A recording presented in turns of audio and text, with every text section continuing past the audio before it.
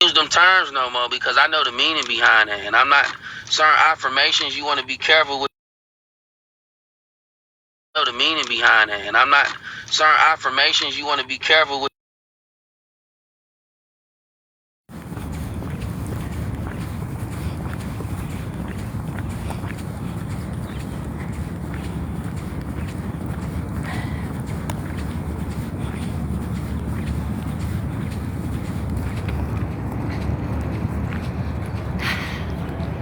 Grand Rising TikTok. How you guys doing? It's a beautiful day in my neighborhood. A beautiful day in my neighborhood. Would you be mine? Would you be my neighbor?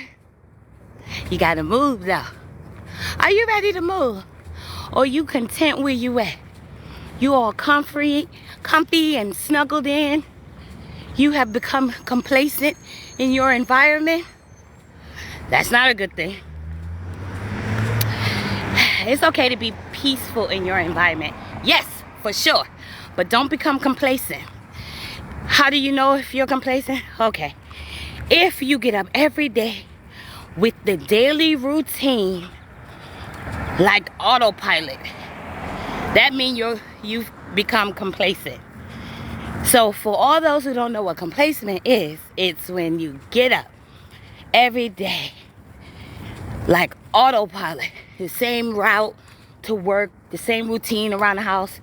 Even if you're self-employed, it's like the same repetitive thing every morning that you get up and you don't even realize it because you're on autopilot. So again, who are the people in your neighborhood? Come move near me so I can be your neighbor. Listen, I'm serious though. Now, if you don't think you can move, it's because something in your mind said, I'm good right here. I can pay my bills. I know everybody around me. You know what I'm saying? Got the same environment. It's good. Then you're doing something wrong. I know people can say, how could you say that? Because that's not your purpose on earth to be good. You're supposed to give back into the loving environment that you live in, the community that you have established yourself in. You're supposed to be giving back. It ain't about you. It's a bigger picture. Which brings me to this topic while I was walking that came in my head. Whew. So, I recently met someone. This ain't a story time because I ain't about to tell y'all everything. But it does have a message. I met somebody who was cool. Conversation. It was saposexual. But cool conversation. It was saposexual. But their energy always seemed to go to sexually. And it's cool. It's not like I don't like sex. I'm not a nun. I'm just not having sex. So if I involve myself with getting to know this person on a physical sense, then the constant conversation is going to always lead to sexuality. But that was my intuition. But the hard-head in me was like, nah, let's just see where this goes. Every day, it had to be something new, a new energy I had to come into. But I didn't talk to this person every day.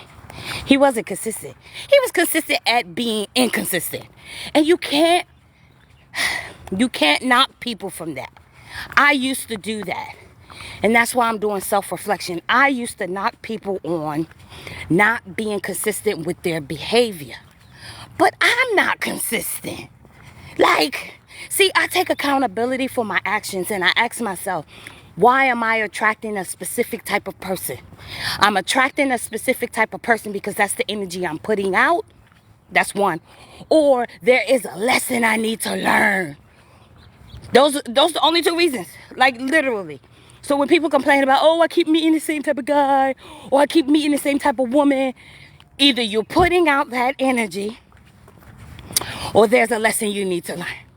Take accountability. Stop worrying about the other people. Remember, when I use my app and social media, I talk about self. What do I need to change into self to create my peace, my reality? Because I'm an alchemist. That's me. That's what I do.